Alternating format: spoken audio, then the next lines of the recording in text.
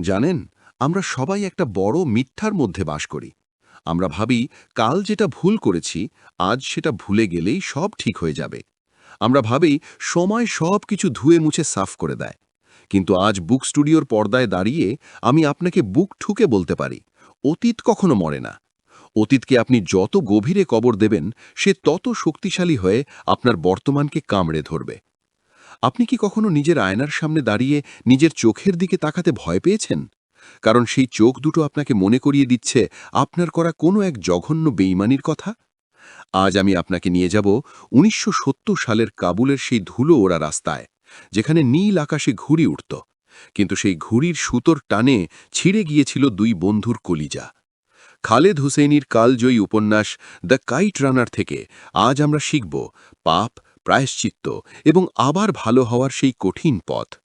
এই ভিডিওটি শেষ করার পর আপনি আর আগের মানুষটি থাকবেন না, এটা আমার গ্যারান্টি। গল্পের মূল চরিত্র আমির। আমির ছিল এক ধনী বাবার সন্তান।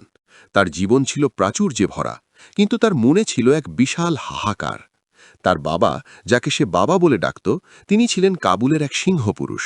কিন্তু আমিরের মনে হতো তার বাবা তাকে ঠিক পছন্দ করেন না। কেন জানেন? কারণ আমিরের মা মারা গিয়েছিলেন তাকে জন্ম দিতে গিয়ে। আমিরের অবচেতন মনে সবসময় একটা অপরাধ বোধ কাজ করত। আমিই কি আমার মায়ের মৃত্যুর কারণ? আর ঠিক এই জায়গায় এন্ট্রি হয় হাসানের। হাসান ছিল আমিরের বাড়ির চাকর আলীর ছেলে।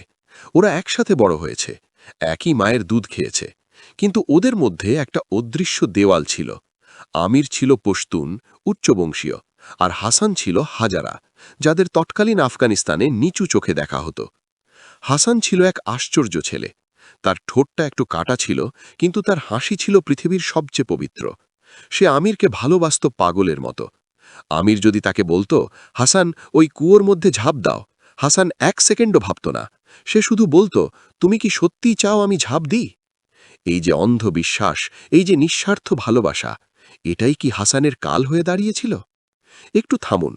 আপনার জীবনে কি এমন কেউ আছে যে আপনার সব অন্যায় আবদার মেনে নেয়, যাকে আপনি কারণে অকারণে কথা শোনান, ছোট করেন, কিন্তু সে মুখ বুজে সহ্য করে? আমরা প্রায়ই আমাদের জীবনের সেই হাসানদের মূল্য দেই না। আমরা ভাবি ওরা তো আমাদের আপন, ওরা কোথাও যাবে না।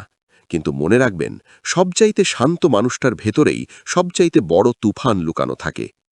১৯৭৫ সালের সেই শীতের সকাল। কাবুলের আকাশে শত শত রঙিন ঘুড়ি। আমিরের জন্য এটা ছিল বাঁচা মরার লড়াই। সে জানত, আজ যদি সে এই ঘুড়ি প্রতিযোগিতায় জিততে পারে, তবেই সে তার বাবার চোখে আসল পুরুষ হয়ে উঠতে পারবে। সে তার বাবার ভালোবাসা জয় করতে চেয়েছিল একটি ঘুড়ির সুতো দিয়ে।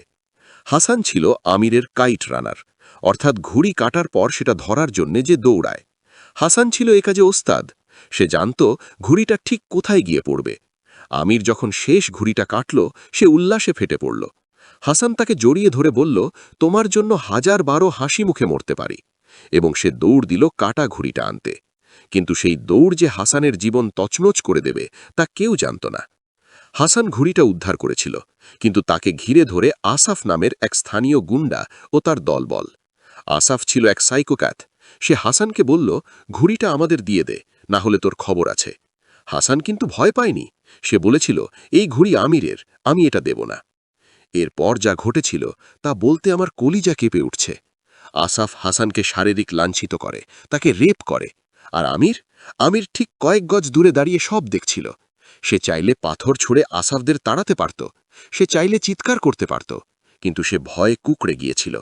তার মনে এক নোংরা চিন্তা কাজ করছিল।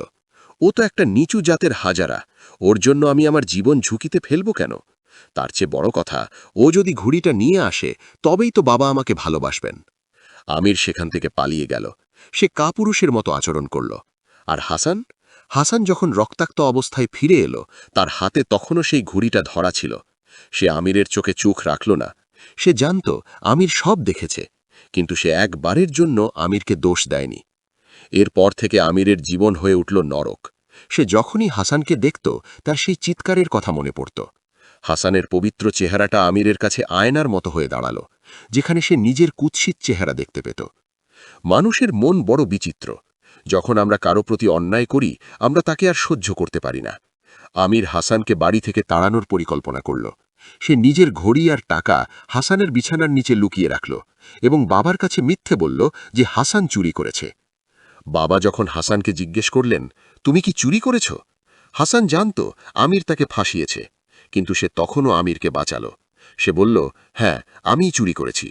কারণ সে জানত সে যদি সত্যিটা বলে দেয় তাহলে আমিরের বাবার চোখে আমির চিরদিনের জন্য ছোট হয়ে যাবে। হাসান চলে গেল, বাড়িটা খালি হয়ে গেল, কিন্তু আমিরের বুকের ভেতরের সেই হাহাকার কি মিটল? বন্ধুগণ, আপনি হয়তো আজ অনেক সফল, আপনার ব্যাংক ব্যালেন্স আছে, গাড়ি আছে, সম্মান আছে, কিন্তু রাতে ঘুমানোর আগে যখন চোখ বন্ধ করেন তখন কি আপনার শান্তি লাগে, নাকি কোনো এক পুরনো অপরাধ আপনাকে কুড়ে কুড়ে খায়? আমির আমেরিকায় গিয়ে লেখক হল, বিয়ে করল, অনেক বড় হল, কিন্তু তার কোনো সন্তান হচ্ছিল না, যেন সৃষ্টিকর্তা তাকে শাস্তি দিচ্ছিলেন। আমাদের জীবনেও এমন হয়, আমরা ভাবি আমরা পার পেয়ে গেছি, কিন্তু কর্মফল বা কর্মা বলে একটা কথা আছে। আপনি যা বপন করবেন ঠিক তাই কাটবেন। আমিরের জীবনে সেই কর্মফল ফিরে এলো দীর্ঘ ২৬ বছর পর। আমিরের পুরনো বন্ধু রহিম খান তাকে পাকিস্তান থেকে ফোন করলেন। তিনি শুধু একটি কথা বললেন, যা পৃথিবীর যে কোনো মোটিভেশনাল স্পিচের চেয়ে শক্তিশালী: "There is a way to be good again." আবার ভালো হওয়ার পথ আছে। আমির জানতে পারল হাসান আর নেই, তালিবানরা তাকে মেরে ফেলেছে। কিন্তু হাসানের একটা ছেলে আছে, সোহরাব, সে এখন অনাথ। আমির যখন জানতে পারল হাসান আসলে তার সৎ ভাই ছিল, তখন তার পায়ের নিচ থেকে মাটি সরে গেল। যাকে সে চাকর ভেবেছিল, যাকে নিচু জাত ভেবে ঘৃণা করেছিল, সে ছিল তার নিজের রক্ত। আপনার চারপাশের মানুষদের অবহেলা করবেন না। আপনি জানেন না কার সাথে আপনার আত্মার কি সম্পর্ক। আমির সিদ্ধান্ত নিল সে আফগানিস্তানে ফিরবে। সে তালিবানদের হাত থেকে সোহরাবকে উদ্ধার করবে। এবার সে পালাবে না, এবার সে লড়াই করবে। আফগানিস্তানে গিয়ে আমির আবার আসাফের মুখোমুখি হল, সেই পুরনো শত্রু। আসাফ আমিরকে পশুর মতো মারছিল। আমিরের পাঁজরের হাড় ভেঙে যাচ্ছিল, মুখ ফেটে রক্ত বের হচ্ছিল। কিন্তু আশ্চর্যের বিষয় কি জানেন? আমির হাসছিল। সেই মার খাওয়ার মুহূর্তে আমির জীবনের প্রথম শান্তি খুঁজে পেল। সে অনুভব করল তার প্রতিটি রক্তবিন্দুর সাথে তার ২৬ বছরের জমে থাকা পাপ ধুয়ে যাচ্ছে। শেষ পর্যন্ত সে সোহরাবকে নিয়ে আমেরিকায় ফিরল। সোহরাব ছিল ট্রমায়, সে কথা বলতো না। কিন্তু গল্পের শেষে যখন আমির সোহরাবের জন্য ঘুড়ি ওড়াচ্ছিল এবং একটা ঘুড়ি কাটল, তখন সোহরাবের মুখে এক চিলতে হাসি দেখা গেল। আমির সোহরাবকে বলল, তোমার জন্য ১০০০ বার। বন্ধুরা, দ্য কাইট রানার আমাদের কি শেখায়? এটি শেখায় যে মানুষ হিসেবে আমরা সবাই অসম্পূর্ণ। আমরা ভুল করি, আমরা বেইমানি করি, আমরা মাঝে মাঝে কাপুরুষ হয়ে যাই। কিন্তু তার মানে এই নয় যে আমাদের গল্প সেখানেই শেষ। আপনার অতীত আপনাকে সংজ্ঞায়িত করে না, আপনার বর্তমানের কাজগুলো আপনাকে সংজ্ঞায়িত করে। আপনি যদি অতীতে কাউকে ঠকিয়ে থাকেন, তবে আজই তার কাছে গিয়ে ক্ষমা চান। যদি ক্ষমা চাওয়ার সুযোগ না থাকে, তাহলে আমিরের মতো অন্য কারো জীবনে আলো হয়ে আসার চেষ্টা করুন। আপনার করা একটি ভালো কাজ আপনার ১০০০টা পাপের প্রায়শ্চিত্ত হতে পারে। আমরা অনেক সময় সাকসেস করে পাগল হয়ে যাই, কিন্তু দিন শেষে বালিশে মাথা রাখার পর যে প্রশান্তি, তার চেয়ে বড় সাকসেস পৃথিবীতে আর কিচ্ছু নেই। হাসান হতে পারাটা ভাগ্যের ব্যাপার, কিন্তু আমিরের মতো নিজের ভুল স্বীকার করে ঘুরে দাঁড়ানোটা সাহসের ব্যাপার। আপনার ভেতরেও কি কোনো একটা আমির লুকিয়ে আছে? আপনার কি মনে হয় যে আপনারও আবার ভালো হওয়ার প্রয়োজন আছে? যদি এই ভিডিওটি আপনার হৃদয়ের কোনো কোণে আঘাত করে থাকে, তাহলে ভিডিওটি শেয়ার করুন। আপনার একটি শেয়ার হয়তো আজ অন্য কোনো এক আমিরকে তার ভুল বুঝতে সাহায্য করবে। বুক স্টুডিওতে আমরা কেবল বইয়ের গল্প বলি না, আমরা জীবনের কথা বলি। আপনি যদি চান আমরা এরকম আরও জীবন বদলে যাওয়া বইয়ের সারসংক্ষেপ নিয়ে আসি, তাহলে সাবস্ক্রাইব করে আমাদের পাশে থাকুন। আপনার একটি লাইক আমাদের পরিশ্রমকে সার্থক করে তোলে। মনে রাখবেন, আকাশটা সবার জন্য সমান, শুধু সাহস করে ঘুড়িটা ওড়াতে হয়। অন্ধকার গলি থেকে বেরিয়ে আসার পথ সব সময় খোলা থাকে, আপনাকে শুধু প্রথম কদমটা বাড়াতে হবে। ভালো থাকবেন, সুস্থ থাকবেন, আর মানুষের বিশ্বাস ভাঙবেন না। দেখা হবে বিজয়। আল্লাহ হাফেজ।